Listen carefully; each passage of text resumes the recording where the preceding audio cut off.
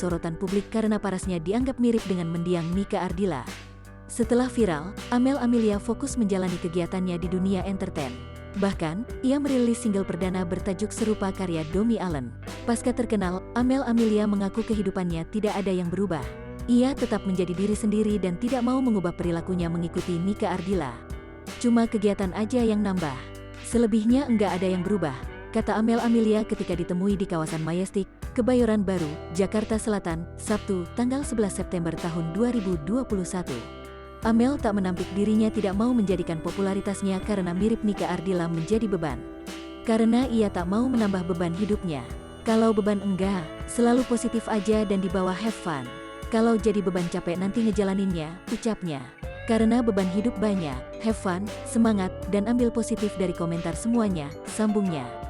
Tak mau menjadikan beban karena terkenal mirip Nika Ardila, Amel menganggap posisinya saat ini hanyalah sebagai pengobat rindu penggemar Nika yang rindu akan kehadiran idolanya di industri. Aku sebagai pengobat rindu aja. Karena aku ngerti perasaan rindu teman-teman.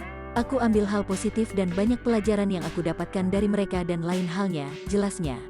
Amel Amelia mengatakan dirinya cukup dekat dengan penggemar Nika Ardila usai ia terkenal.